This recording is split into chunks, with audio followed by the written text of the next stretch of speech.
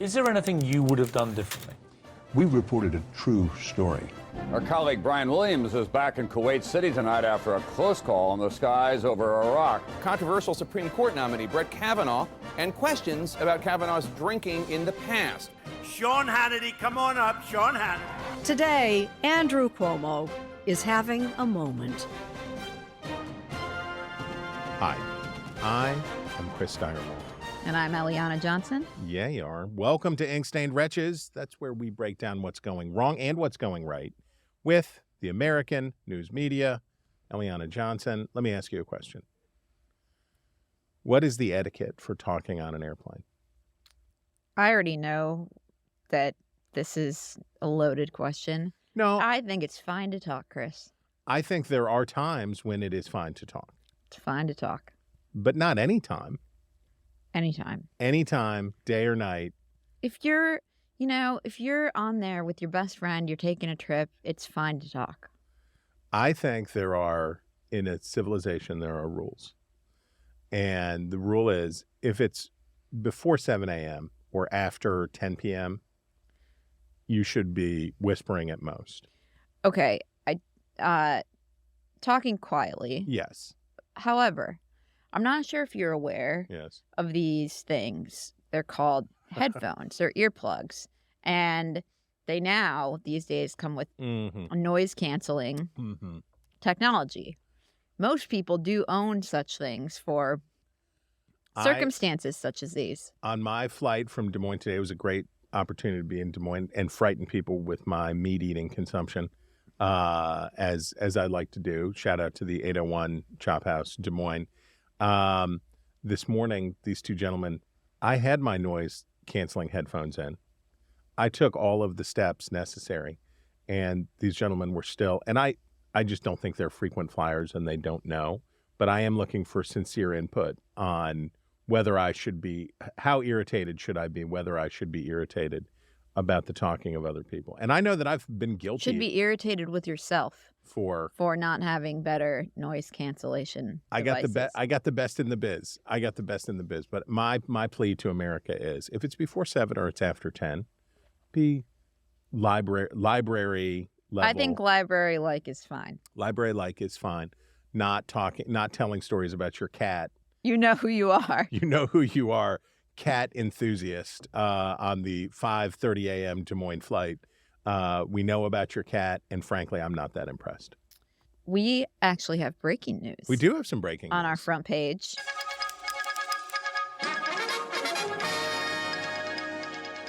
The New York Times and every other news outlet reporting that Rupert Murdoch is set to retire from Fox and News Corporation boards. Yes.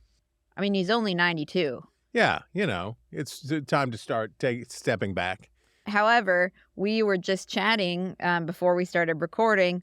Is this really any change? What does it mean? And I think Chris and I were saying we're not really sure this is a meaningful change at all. And I just want to read from the New York Times article.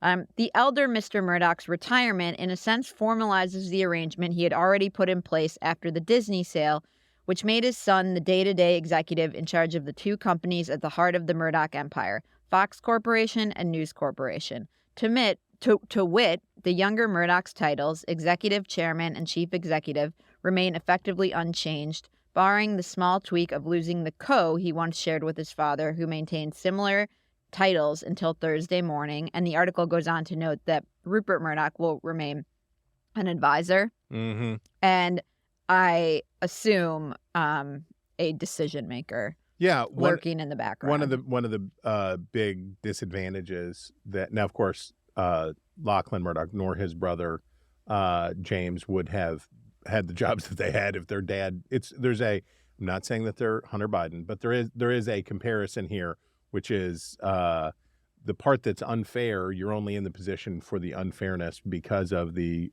being born on third base.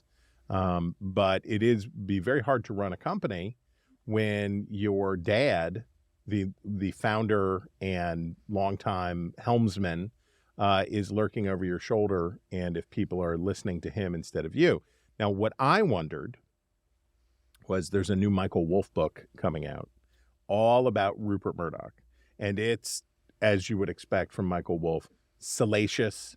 That is the dishy. word I was going to use. Yes, salacious, dishy, gossipy. The New York Post would be proud. And New York Magazine published a big excerpt yesterday. And there's a lot of bad pub for Rupert Murdoch in this.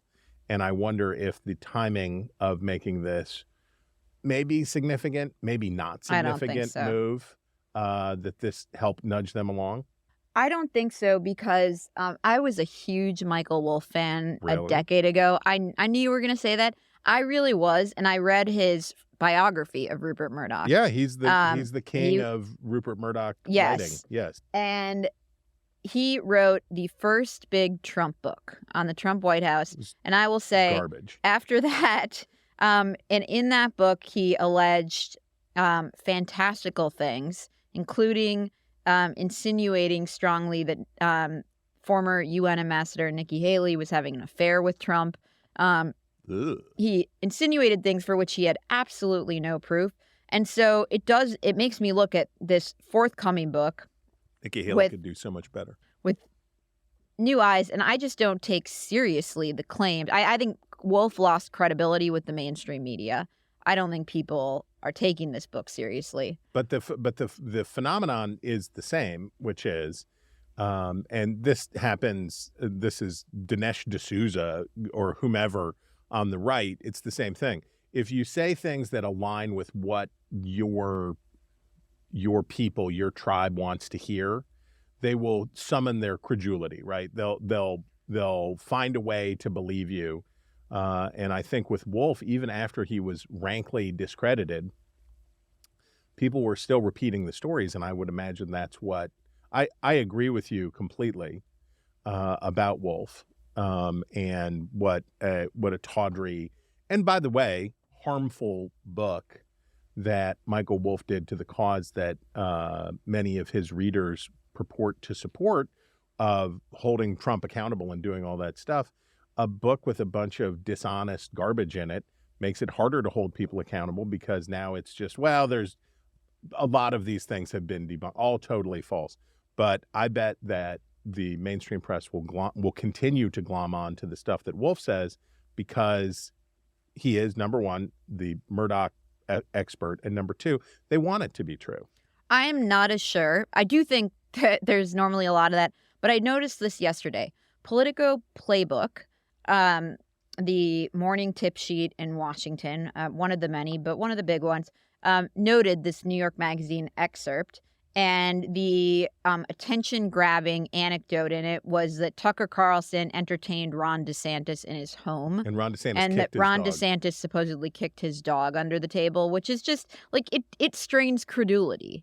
And you don't think Ron DeSantis would kick a dog? I don't think he would kick Tucker Carlson's dog. I don't know. I don't, actually. I don't know. What kind of dog? And Playbook says at the end of the anecdote, reminder in bold, as CNN's Oliver Darcy notes, Wolff may not be the most reliable narrator. So that caught my attention. Like, they're covering it, but they're adding this aside that, like, might not be true, guys. This is from the Daily Beast. Elsewhere in the book, Wolff paints Rupert's son Lachlan, Fox Corp's current chief executive, as a virtue-signaling elitist who didn't want his celebrity friends to think of him as a Trump supporter or a right-winger. At one point, Wolff alleges this included showing his resistance-style anti-Trump toiletries.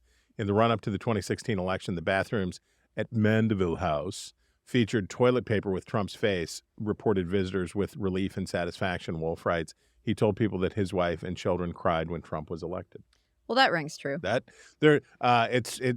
And by the way, it took the Murdochs about 20 minutes after wiping their tookuses with Trump's face to figure out that the money was in being on his side, not trying to oppose him. The DeSantis thing doesn't ring true to me. And by the way, Tucker Carlson and DeSantis have come out on the record to say this is not true. Like a kick or like a nudge? I don't know. What kind of dog? A spaniel. Oh, okay. Well, they They have 4 spaniels. They can get jumpy. And by the way, like, I don't want your dog jumping all over me. So I'm kind of for it, even if it happened. Ronnie D kicking a dog. Chris, we have got to talk about the Senate dress code that Chuck Schumer, speaking of kicking, that he kicked to the curb like a unruly spaniel.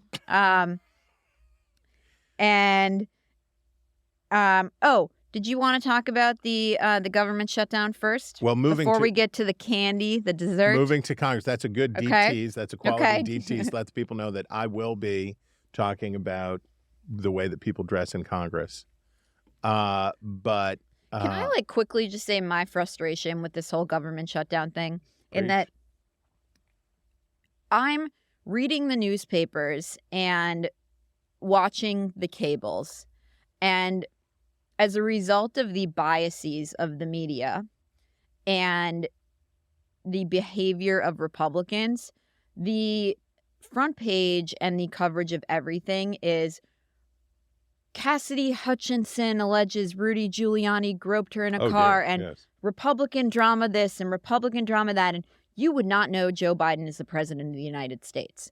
And part of that, yes, is the biases of the mainstream media, which all they want to do is talk about Republican dysfunction and the drama in the Republican conference. And once again, Kevin McCarthy on the verge of losing, he's been on the verge of losing his job since he became speaker. And oh my gosh.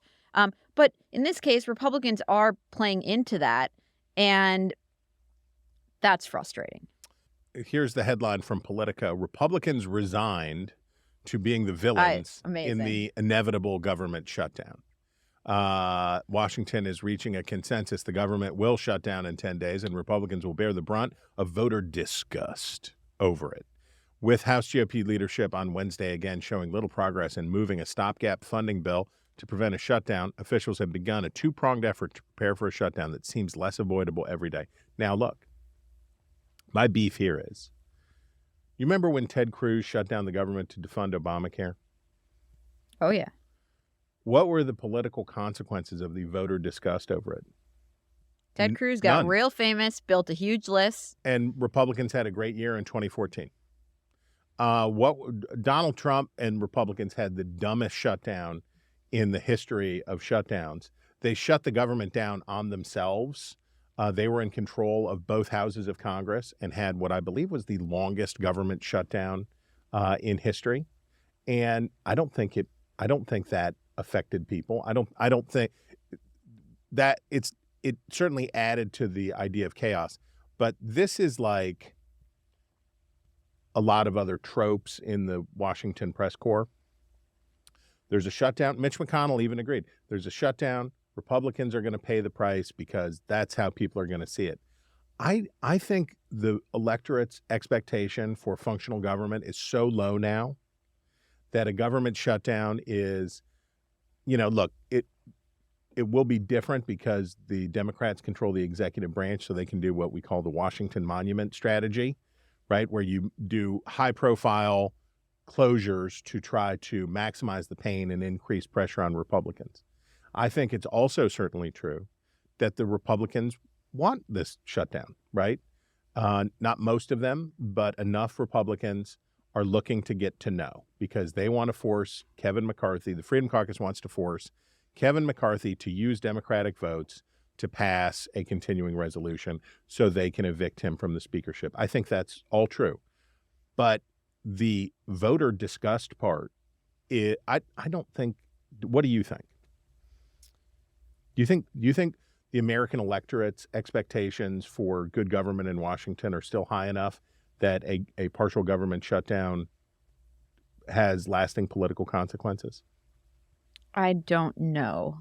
I do think it's quite possible Republicans lose the House. Sure. Oh, yeah. No, I think they've got a 5-seat majority. They're going to lose. Whatever happens in 2024, they're going to lose the popular vote by a doughty margin, I expect, and it will be hard to keep the House. I don't know. But I just think the trope is worn out. And the headline, Republicans resign to being villains. No, you guys are labeling them the villains. Who will do it? Who's labeling them? I don't know who's labeling them, but This is the press version of the Trump. And then people. they say, Washington is reaching a consensus. The government will shut down in 10 days and Republicans will bear the brunt of voter disgust over it. No, the press is reaching a consensus. And Mitch McConnell does agree, but this is like the Trump people are saying. Many people are saying that the Republicans are the villains, and it's like who? Well, it's like, well, we are. We're saying it, so it's true. But anyway. And we got to talk about the Senate dress code. But what about the billionaire keeping TikTok on U.S. phones? Can we do the dress code first? You can do anything you want. All right, Chris. Finally, we get to talk about Chuck Schumer kicking the Senate dress code to the curb like an unruly spaniel. Mm-hmm. Under the table. I am not a fan of this. I like the dress code. Yeah. I like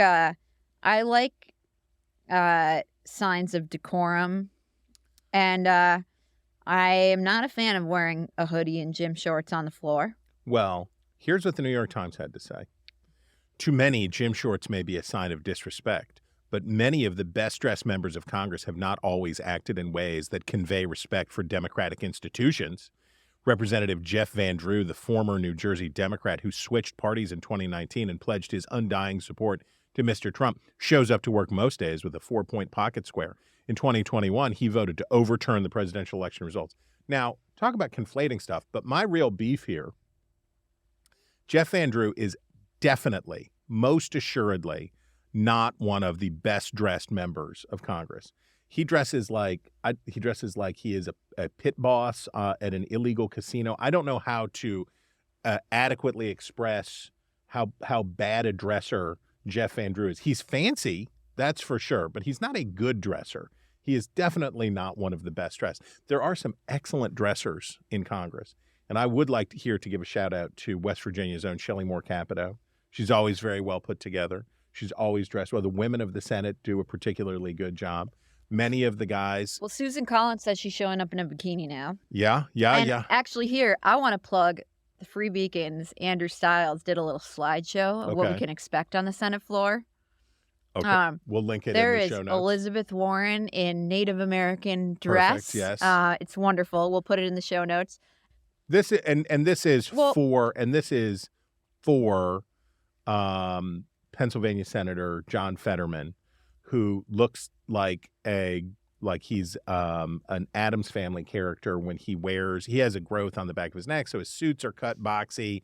He looks weird and uncomfortable in a suit. He likes to wear the hoodie and the shorts. And up to now, he would keep one foot in the Senate cloakroom in order to vote. It wasn't like he couldn't participate. But I take issue with this take because, okay, Jeff Van Drew and others, they did bad things wearing a suit. Those things were bad. Those things were just bad. They shouldn't have done that. Right. Also, John Fetterman wearing gym shorts and a hoodie is bad. Is bad. So we should favor, the upholding of decorum in all things. And because the Republicans did a bad thing, that's bad, and this is also bad. Well, we're here at the American Enterprise Institute, so it is fitting to invoke the great Yuval Levin and the importance of formative institutions. And Congress is supposed to be a formative institution. When you join Congress, you're supposed to be changed, right? We always say like, he changed when he went to Washington. Some of that is negative, right? The Potomac fever is negative, but some of it is supposed to be real. If you get elected to the most august body, right, into the United States Senate, you should be changed in the sense that your character should be shaped by the institution that you're a part of. Putting on the correct attire for the work that you're doing is a sign of respect for the institution, is a sign of respect for each other. And I have a lot of thoughts about the coarsening and dumbing down of American society. And I think about it way more than I should. But this is such a clear example. This is such just an obvious example of defining deviancy down, of making things dumber, making things coarser, making things worse on purpose. And in this case, it is to serve a shoddy, narrow political goal. You've got a member that you want to accommodate and you can't say to him, I'm sorry, you just have to wear a suit because it doesn't fit his look and they want to protect you. And by the way, all the staffers still do. Yeah, and so does the press and so does all that stuff. And I hope that he should be embarrassed. But he is unembarrassed as we have found. He has a Trumpian level of lack of shame, and he loves it, right? So he's like, yeah, that's right. I don't care. Basketball shorts and a hoodie, whatever. And that's beneath it. What Jeff Andrews' pocket squares are beneath the dignity of the Senate. It is true. And how Jeff Andrew voted was beneath the dignity of the House. It's all true. But as you say, we have to be old enough, we have to be mature enough to understand that these are different things. And that, as a friend of mine said, what was Bill Clinton wearing when Monica Lewinsky was in the Oval Office? He was probably well-dressed, too. People in various states of attire can do good things and bad things. As a friend things. of yours, I think I just said that. Well, I didn't want to. You can call me out. Okay, I didn't want to call you out. Speaking of beneath the dignity, I was having a conversation last night about Congresswoman Lauren Boebert and her behavior in a movie theater. And we won't describe on this. It was not a movie theater. It was a theater. Performance of Beetlejuice. It was a traveling company of Beetlejuice in Denver. So I was just laughing with some friends last night about how she got tossed out for vaping and engaging in sexual activity in the movie theater. Was it sexual activity? Or was it just gropey gropes?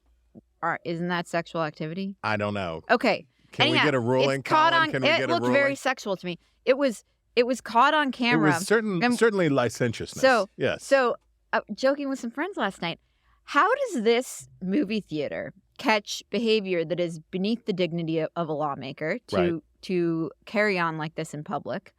But there's no cameras in the White House catching the person who dropped the cocaine. The cocaine. Oh, no, there you go. I mean, what on earth?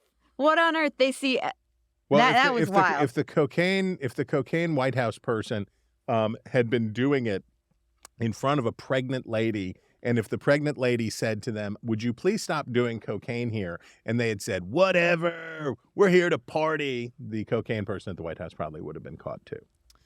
Lauren Boebert. Wow. That is for the Edward Gibbon enthusiasts out there, mark down the ejection and talk about poor Kevin McCarthy. This guy, you have a rough time, and we're going to figure out what we're going to do about this government funding and how we're going to get these votes. And we're going to have all these votes fail and do all these things.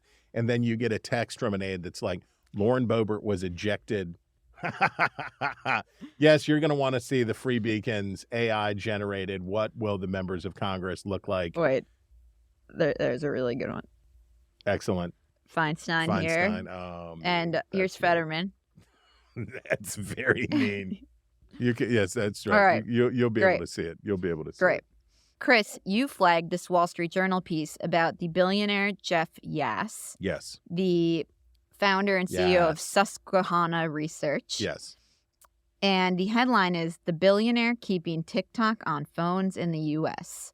Let me read from it.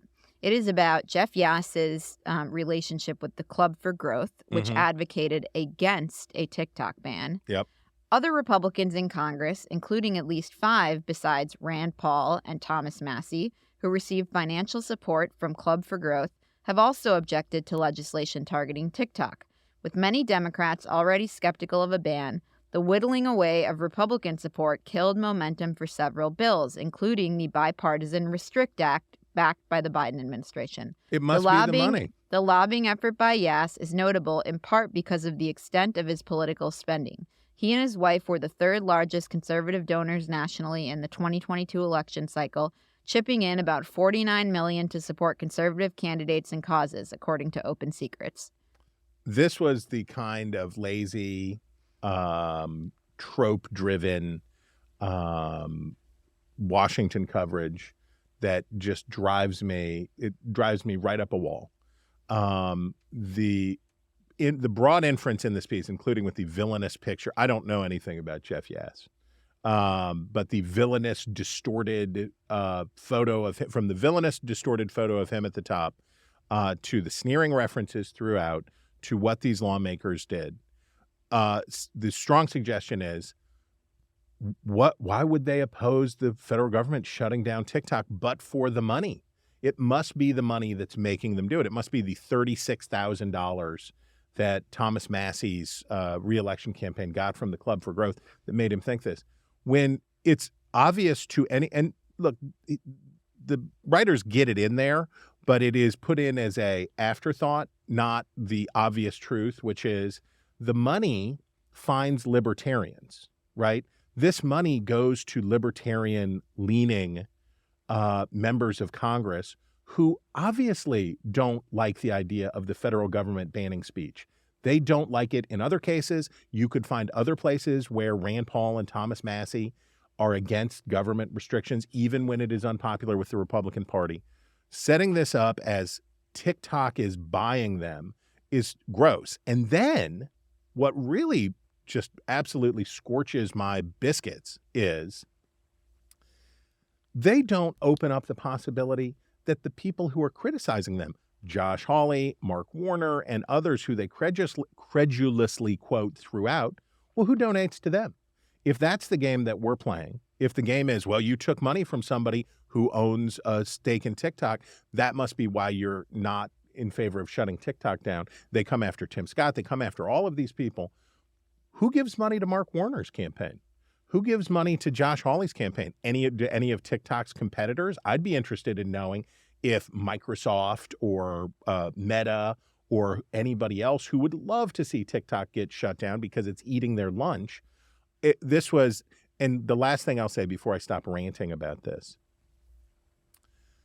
one of the great misconceptions that the American electorate has about Washington is the power of money in affecting people's decisions. It happens.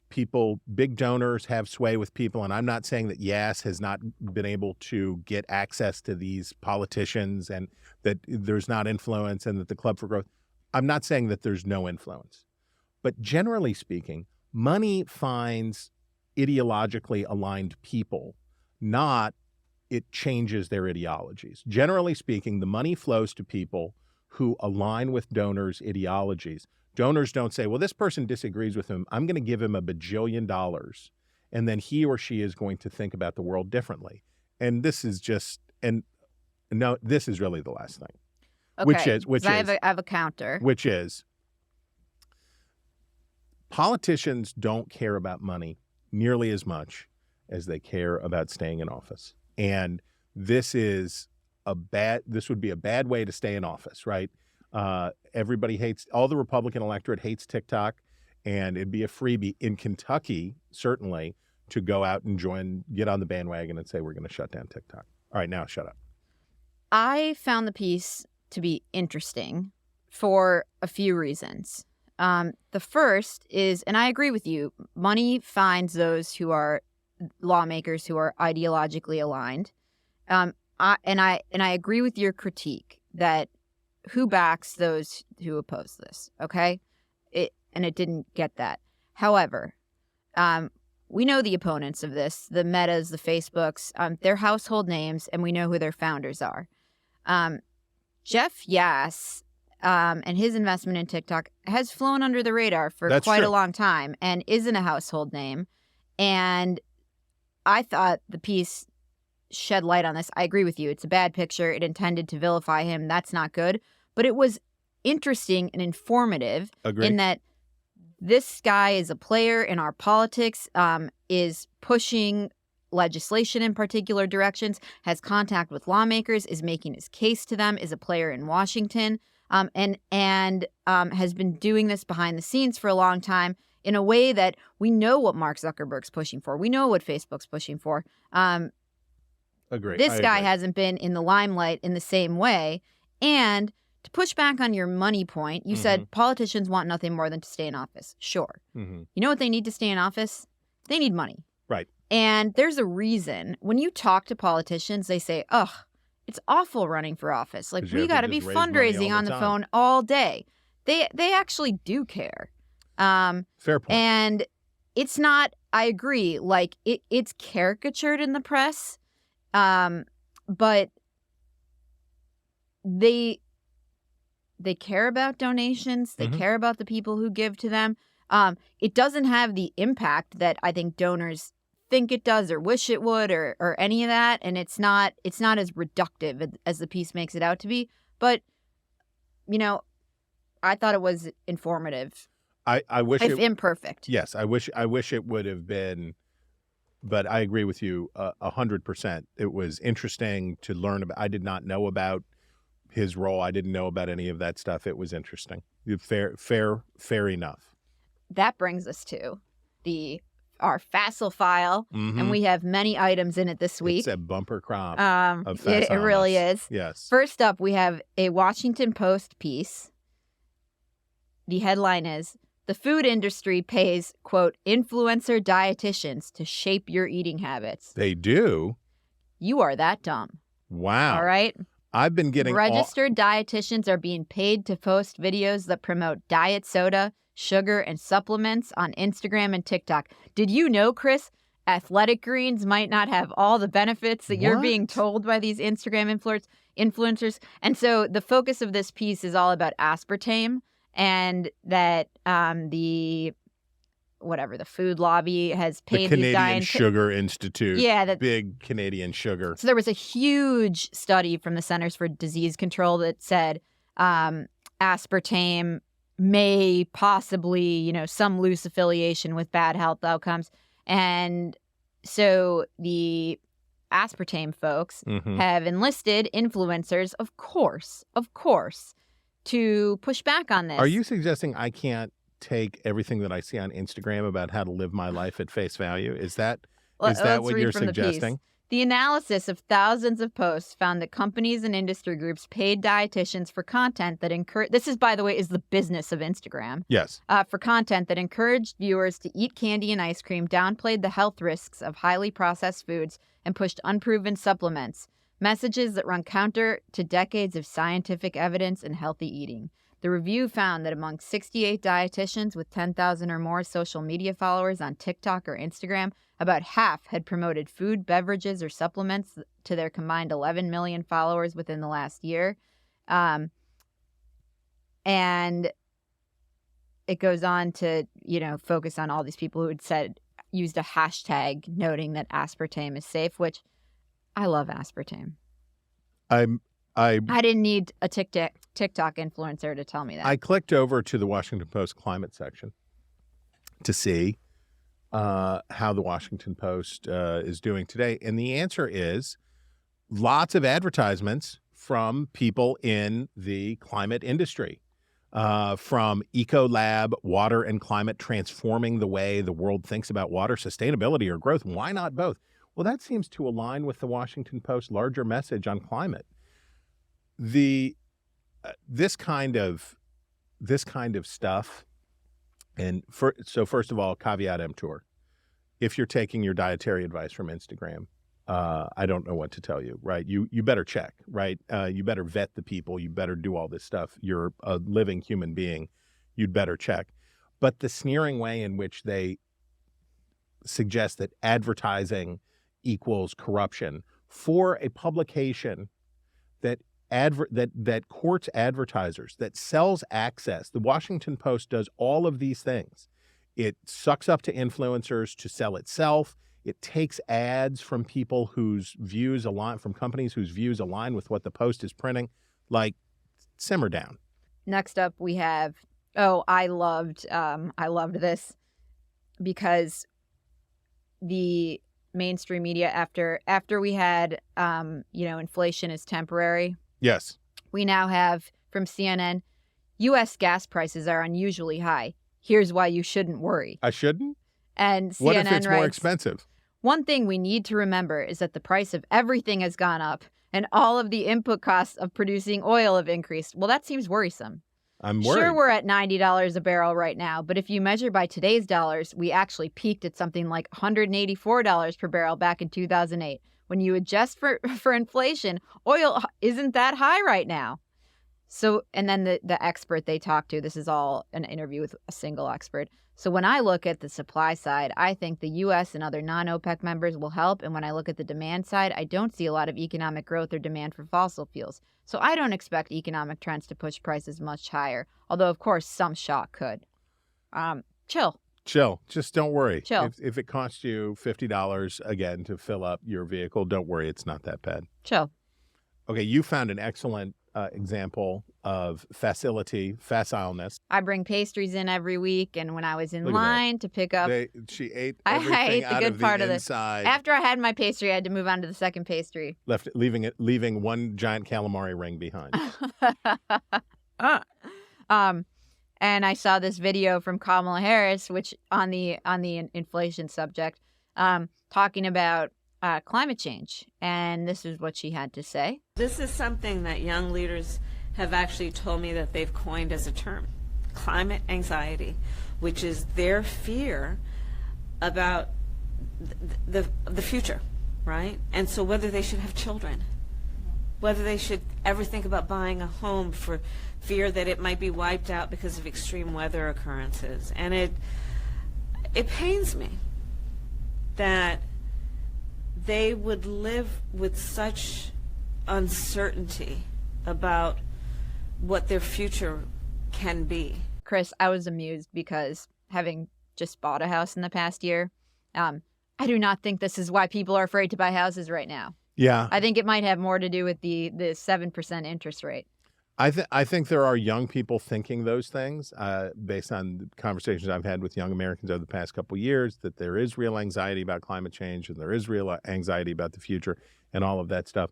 But when you are part of the administration that has taken it in the chops for the high price of everything, for inflation, for all of that stuff, bringing climate change in on that is a little rich. Rich. Chris, you... Oh, I really like this. This is good. So this is Chitin Key. And its founders. One of the founders is the author of a great book that I really liked. Troy Senik is his name. Wrote a great book about Grover Cleveland, Man of Iron, which I recommend very highly. But the Chitin Key is explanatory journalism done pretty well. And Chitin Key, Climate of Alarm, is global warming driving extreme weather events throughout the world. And it is a very sober-sided, matter-of-fact, de-escalatory piece and take. It's good. It's fact-checked. We'll include it in the show notes. But this is with showing sources, other points of view. I'm really encouraged about what I've seen so far from Chitin Key. And this is a good example. So that was not Facile Files. No, that was anti-Facile. All right. Yes. But we're back to Facile Files for this next one. Yes. Last week, we talked about an article. This is and I said, I think it was about the Biden press conference in Hanoi. And I said, this is the kind of article that when people on the center right read this in the New York Times, they say, this is the sort of thing we don't like and why we think the New York Times is so biased. So I read this in the Washington Post. It is a long feature about a South Carolina teacher who assigned Ta-Nehisi Coates' Between the World and Me to high school students and was reprimanded for it, and about her fear returning to school this year. And I'll just read a little from it. Because of what happened last year, though, Wood now worried anything from the most provocative essay to the least interesting comment about her weekend might be resisted, recorded, and reported by the children she was supposed to be teaching. And if she couldn't trust them, how was she supposed to make them trust her? Plus, Wood had required AP Lang students to read a speech from former President Donald Trump, a balancing conservative voice. So she assigned Ta-Nehisi Coates, but she also assigned a Trump speech. These were supposed to counter each other. That's right. Totally fair play here. Totally equal. Yes. Yes. Two intellectuals. Two intellectuals with different views about race. This was, And it goes on, Wood believes trust is fundamental to the classroom. She has to trust her students. They and their parents have to trust her. But trust, she believes, is impossible without authenticity. And for Wood, teaching authentically means assigning writers like Coates, voices unfamiliar, even disconcerting to students in her lakeside town. Because of what happened last year, though, Wood now worried anything. Oh, sorry, now it's repeating above. Yes. So it's not really worth reading in its entirety, but what really bothered me about this piece is that I actually have no objection to teaching. There are much better books that you could teach to high school students, but I had no objection to her teaching the book based on her quotes in the story. I had no confidence that this actually would have been a productive classroom discussion. However, there was no honest accounting of why people would actually listen to the lead. Listen to the lead. This is your red flag. As gold sunlight filtered into her kitchen, English teacher Mary Wood shouldered a worn leather bag packed with first day of school items, 3 lesson planning notebooks, 2 peanut butter granola bars, an extra pair of socks, just in case. Everything was ready, but Wood didn't leave. For the first time since she started teaching 14 years ago, she was scared to go back to school. Now, editor alert, when you read prose that purple, that emotionally manipulative, that wild about a school teacher who is engaged, it's a controversy, right? No one is surprised that somebody in Chapin, South Carolina is running into resistance from the community when she is preaching a gospel that is contrary to what most of the people there. And as you say, it's that's worth exploring, right? What is it to be sort of behind enemy lines, teaching something that most people aren't going to agree with? But the hagiographic, the golden sunlight filtering through the windows, and her fear. This was a red flag. It was right like from the a beginning. Totally reductive, good versus Yes. evil, ridiculous piece. Stipulate. Chris, you flagged National Geographic. Are we drinking water all wrong? Yes, National Geographic has a scare question for you. Are you drinking water all wrong? I don't know. Should I be drinking it from the other side of the glass? I don't know. Here's what you need to know about hydrating. And it made me laugh so hard because here's the secret to drinking water right. Drink water. People have been doing it since our species came to exist. I feel confident that you can drink water correctly. Do not be frightened by the National Geographic about drinking water. You can do it, America. You too can drink water. That brings us to Jan Wenner's Rock Hall. Rain lasted years, and it ended in 20 minutes. The New York Times tells us. New York Times taking a victory lap for finally ending Jan Wenner's reign of terror as the most annoying baby boomer. I think he's the most annoying baby boomer, quite possibly. The deliciously self-regarding, ponderously self-satisfied Jan Wenner, and now the husk of an institution, Rolling Stone, its tattered remnants in his wake. He has a new book out, and in his interview promoting the book with the New York Times, he said some particularly racist and sexist things. And the New York Times, this is like the fourth article that it's had talking about how it took down Jan Wenner. And I will just say, you could have taken down Jan Wenner any time in the past 50 years. This was not a hard target, as they would say. Well, I did find this amusing, Okay.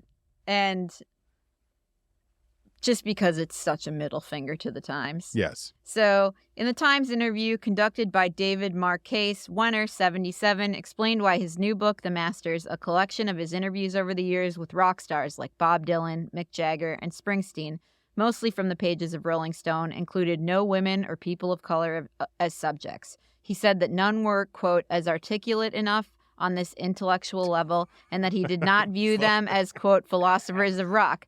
You know, just the for phrase public, philosophers of rock should be enough to get his citizenship revoked. just for public relations' sake, he added, maybe I should have gone and found one black and one woman artist to include here that didn't measure up to that same historical standard, just to Amazing. avert this kind of criticism, which I get it. I had a chance to do that. Maybe I'm old-fashioned and I don't give a expletive or whatever. Amazing. Jan Wenner. It's funny because it's, of course, like there are women. Patti Smith comes to mind. Just the phrase philosopher of rock. I just want to say it's rock and roll. It's supposed to be fun. I talked about last week, we talked about the Buffett effect, about as these rock and roll figures pass on to the great Gibson in the sky, that it's just let it be music. Let it be music. It's okay. They're not philosophers of rock.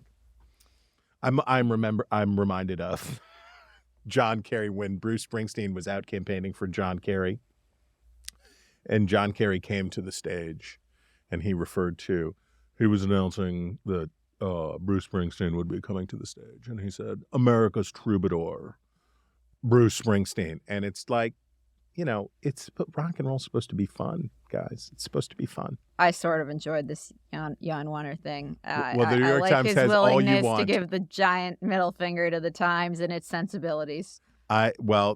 Everybody's sensibilities here get a F from me. I liked it. Anti. You know what? I'll tell you what I liked. I liked I like that Nick Saban still does we move to our sports section. Nick Saban does a show, right? He does a radio show as part of his duties as the coach for the University of Alabama, which did they win?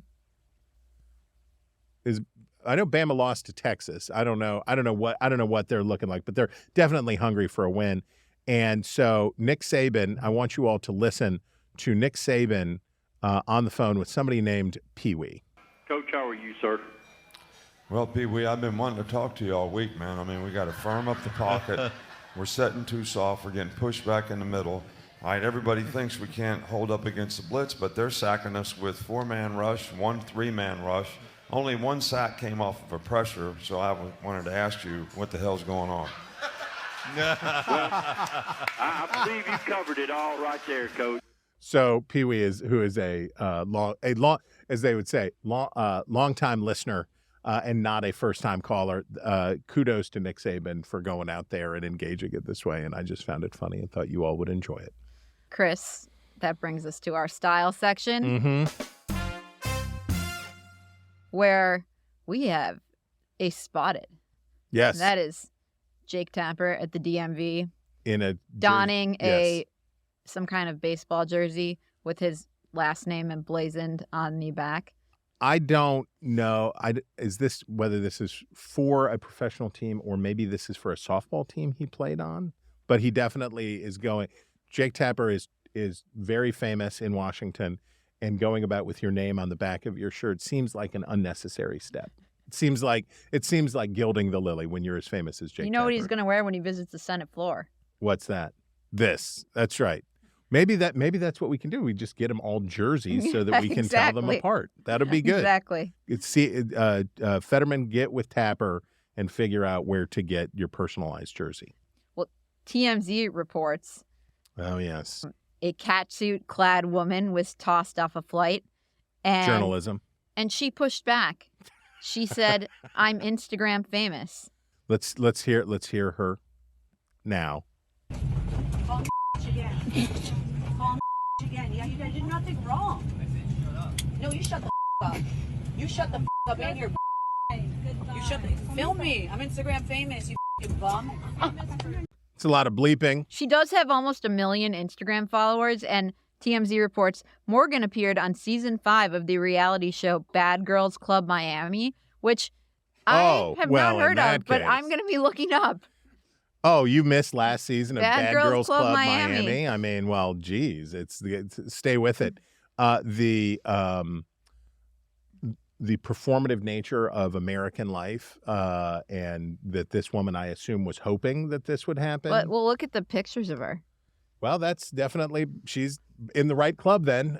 She's definitely in the right club if she's part of the Bad Girls Club of Miami is what I would say. But I assume that the demand for airplane, well, maybe that's maybe that's how my career will end, is that somebody will be talking on an airplane and I will stand up and rebuke them and I will be canceled. And you'll say, I'm podcast famous. I'll say, I'm Wretch famous, y'all. Wretch famous. Maybe that's how we'll get us. You'll take your meat bag and run I'll take off. my meat bag and I'll say, this is my meat bag and I'm Wretch famous. Y'all get off me. We could not end our style section without talking about, I think this is the most amazing wedding announcement ever to have appeared in the New York Times wedding announcement.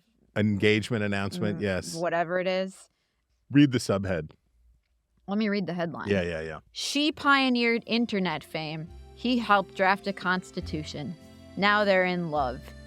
Who would have guessed that the former New York media obsession Julia Allison and the law scholar Noah Feldman would make a great couple? I didn't guess. Would you have guessed? I didn't guess. I never guessed. I thought they would end up with very different people. Oh, wait. I didn't ever think about it at all.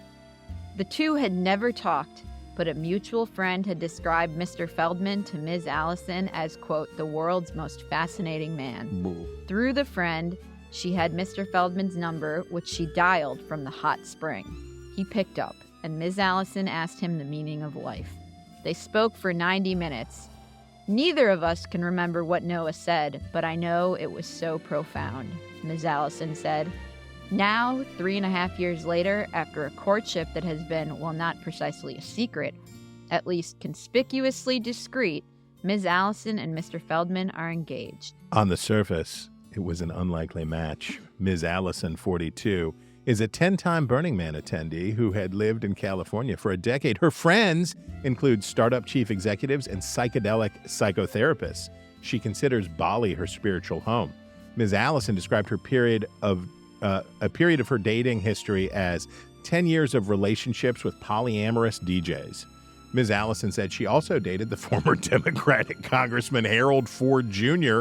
when she was in college at Georgetown. Mr. Feldman, meanwhile, embodies the East Coast establishment, the son of an MIT professor and a Harvard lecturer who graduated first in his class from Harvard. Mr. Feldman, 53, speaks 5 languages, has written 9 books, and is a columnist for Bloomberg Opinion. And it goes on to make these the most tedious, like, they're the caricatures. Wait, we're that not these done. people are. We can't be done. Tell me. Scarred by experience, Ms. Allison has been living mostly out of the spotlight. Early in their phone calls, she asked Mr. Feldman not to Google her. It's not a representation of who I even was then, let alone now, Mr. Allison said. But eventually she got on a plane. At the Portland airport, from his car, Mr. Feldman caught sight of Ms. Allison for the first time. I saw Julia dancing, alone, in a sundress on this tiny little triangle of grass in the middle of the airport, he said. It was a beautiful, moving image of somebody who was sourcing joy entirely internally. They spent 5 days together, picking out produce at the farmer's market, lying in the grass, and, as Miss Allison put it, kissing on Noah's boat. I was completely magnetized by this man, she said. Still, there was an acculturation process, particularly for Mr. Feldman, who is not really the dance like no one is watching type. To begin with, Ms. Allison was immersed in a scene centered on Burning Man, about which Mr. Feldman knew nothing. Many of Julia's friends have jobs I didn't know existed until I met Julia, Mr. Feldman said. One is a fire dancer. She also has a friend named Purple. He only wears purple, and his métier is bodywork. Noah is learning how to have fun, Ms. Allison said, but he's a fast learner. Ms. Allison took Mr. Feldman on several pilgrimages, acid tests really, to make sure he could loosen up. First, the pair went to the Indonesian island of Bali, where Ms. Allison lived for a year from 2017 to 2018, doing what she referred to as a yoga and meditation sabbatical, and said she paid, which she said she paid for with her earnings from investments in cryptocurrency. So there you have it, America. No. Mr. Feldman was familiar with the island in part through the work of the anthropologist Clifford Geertz, who wrote about the social dynamics at play in Balinese cockfighting. Mr. Feldman was tense at first, but cycling the village roads north of Ubud, he began to feel himself pleasantly removed from the rigidly intellectual culture of Cambridge, Massachusetts. The Balinese cockfighting So takes good. it over the top for me. That It's this may so be a good. prank. Maybe this is a parody. Yeah. Maybe this is a parody. All right. That brings us to our obsessions of the week, where we break down the stories we can't get out of our heads. Chris, mine is the Washington Post's coverage of the Iran prisoner swap. And this was the story that I was waving around this week, saying this is why conservatives hate the mainstream media. The choice quote was, well, I'm going to read a little bit from it. The deal, negotiated over several months, marks a major breakthrough for the bitter foes who remain at odds over a range of issues, including the rapid expansion of Tehran's nuclear program, its ongoing military support for Russia, and Iran's harsh crackdown on internal dissent. And it goes on to say, though under the agreement the money may be used only for the purchase of humanitarian goods, Republicans argue that the administration should have negotiated a deal with terms more favorable to the United States. Yes. Republicans do argue that. They do. And nowhere in the piece do you get a real sense of what, and it's not Republicans. The Washington Post editorial board editorialized against this deal. You get no sense of the actual counter argument to this deal, which is that the $6 billion is fungible. Okay, this $6 billion can only be used for humanitarian goods, but the money's fungible and it frees up $6 billion other dollars that can then be used to fund anything Iran likes. And in fact, Iranian President Ibrahim Raisi has said, we're going to use this for whatever we want. None of that is present in this piece. And if you were only reading the Washington Post, you would be woefully misinformed. Or if you were to only read this article, you would be woefully misinformed. You are not getting both sides of the story. You are getting the Biden administration side if you read this. So this was the article this week that really got me hot under the collar. That's almost a harumph. Harumph. We almost got you Over all to the way to a harumph. They're not as long as yours, but as heartfelt. So the piece in Slate, and I'm sorry to include Slate here. I don't mean to include Slate, but it does speak to the problem of. So the headline: an unexpected scandal could lose Democrats the Virginia legislature. Now we talked the story last week about a woman who had relations with her husband and put them on the internet and asked people to pay them to keep posting pictures of themselves. No, they were streaming themselves live and taking requests from viewers, saying for $10. No, guys, stipulate. But the piece in Slate, I think, is instructive into how people think about this stuff in politics. The Washington Post published a story Monday that may harm Virginia Democrats' chances of preventing a complete Republican state government takeover this November, based on a tip from a Republican operative to whom the Post granted anonymity. The paper reported that a Democratic candidate running for House of Delegates seat in a competitive district has live streamed blah blah blah blah blah as previously mentioned. The thinking that you should only take what is good for or bad for your side is wrong, right? It's just fundamentally wrong. The Slate piece goes on to eventually say that, yes, it reflects poorly on the Virginia Democratic Party that it didn't vet her thoroughly. But by the way, a reference back to Lauren Boebert, if you have to check porn sites for candidates, if part of the vetting is to look at all of the pornography ever produced in your state to see if the person running for, and no offense to the Virginia House of Delegates, but it's the Virginia House of Delegates. It's not an unimportant job, but it's not a very important job. So I doubt that the Virginia Democratic Party could have found this if they were looking. But it's not the Washington Post should not have rejected this story because it came from a Republican operative. I talk a lot about the problems with promiscuous anonymity and how often anonymity is given out. I don't like when anonymity is given out so that people can trash other people without putting their name on it. But in this case, it's either true or it's not true, right? So the promiscuous anonymity that drives me crazy is somebody says, well, Chris, Chris is, his bags of meat are gross. A dog-faced pony soldier. Chris is a dog-faced pony soldier, and his bags of meat stink up the airplane. And I can't stand the sight of him eating medium rare roast beef in the morning, and he's the worst. You know it was me who said it. I would never who make insulted the bags of meat. I would never make you watch me eat a bag of meat. Maybe. But if you grant that person anonymity to criticize somebody else or spin something, that's wrong, right? They should, if you want to say something, make an allegation. If you want to do spin it, you should put your name on it. In this case, either she was making porn or she was not making porn. And that's the difference about opposition research. It doesn't matter who found it and gave it to the Washington Who cares? Post. Right. Motivations don't really matter in journalism. The thing is true or it's not true. In cases like this is not motivations analysis. are totally immaterial. We see this all the time at the Beacon, where because we're a center-right news site, people will say, but it's the Beacon. Right. And, it's like, guys, the article is, the facts in there are true or they're not. Who cares who published it? Amen. I mean, and when it's just the news, it's just the news. Either it is or it isn't. And now I hope we never have to talk about I doubt it. Chatterbait. We will be talking about it when the results of that election come in, for sure. Oh, there you go. That brings us to my favorite time of the week, and that is reader mail. First up, we have a note from Todd at the Alabama Daily News. And Todd writes, Eliana and Chris, love the podcast. I listen every week.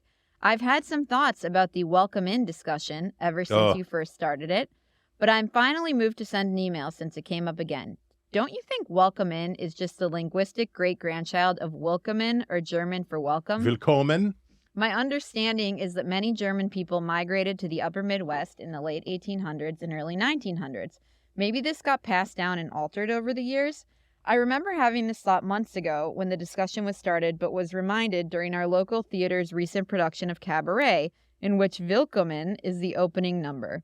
Here's that in case you've never seen the show. Keep up the great work. I wish, Todd, well, first of all, thank you. Thank you for continuing our exploration of welcome in. It didn't start in the upper Midwest. I don't think that's where it came from. I think it came in. I think it's corporate speak, and I did not notice it until after the pandemic. It was something during the pandemic because I think they were trying to emphasize you're here physically present now. So like welcome back, welcome in. But I will do my research, Todd. But I doubt that it is willkommen. I think it's welcome in. I don't think it's willkommen. I think it's you're welcome in. You're welcome in here. Greg from Washington writes, Good evening, Wretches. I love the show and look forward to it every week. I started hearing welcome in here in Olympia, Washington about 2 years ago. However, I was recently watching a YouTube video of the rock group Heart. Yes. At 6 minutes in, after a nice 70s rockadelic instrumental opening tune, Ann Wilson definitely says, welcome in to the enthusiastic but seated college audience. I take this as proof positive that Ann is a time traveler, and perhaps the entire group is also. Well, Wretch on. The Wilson sisters rock so hard that they must have been from the future. I definitely agree. I will listen. We will let's listen right here.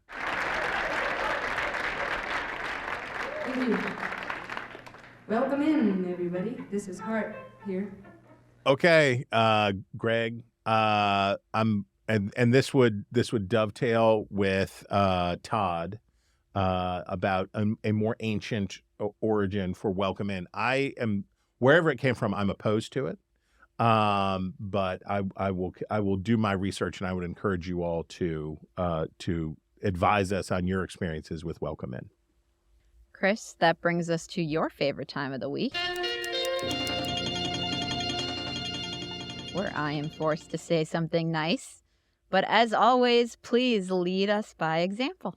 A truly beautiful piece from Janisha Watts in The Atlantic. It's called I Never Called Her Mama. And it's beautiful. It's a story of her difficult childhood in Louisville, Kentucky. It is frank. It is not overly sentimental. It is beautifully written.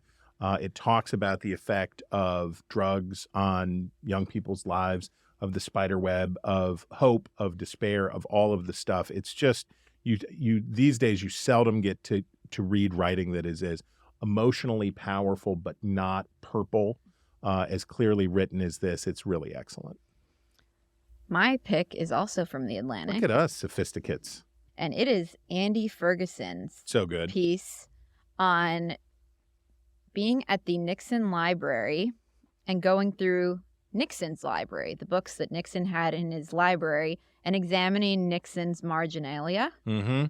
And it's wonderful. He also runs into Henry Kissinger out there. Yes. And much of Nixon's marginalia is about Henry Kissinger.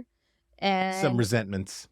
it's great. So he writes particularly about Nixon's notes on a book called Bad News, The Foreign Policy of the New York Times, by a foreign correspondent for the New York Daily News named Russ Braley.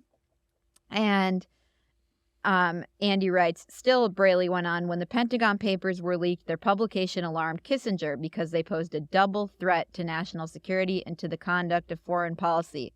And to K, Nixon wrote in the margin, Andy notes, the contrast between Nixon's bitter, harsh remarks about Kissinger from the 1980s and Kissinger's present-day celebration of his old boss offered a lesson in the evolving calculation of self-interest. It also conjured the image of a solitary old man in semi-retirement, learning things about a now-vanished world he'd once thought he presided over. It happened often in the reading room in Yorba Linda. With unexpected immediacy, the gray metal cart carried the past into the present in small but tangible fragments of Nixon himself. Andy Ferguson kicks. It's wonderful. But he is It's such a good wonderful. writer. That is all the time we have for the news about the news. If you have a story that you want us to talk about, email us at wretches@nebulouspodcasts.com and sign up for our newsletter at nebulouspodcasts.com. This has been Ink-Stained Wretches from Nebulous Media, produced by Colin Chicola. Find us on iTunes or wherever you get your podcasts. Just search for Wretches.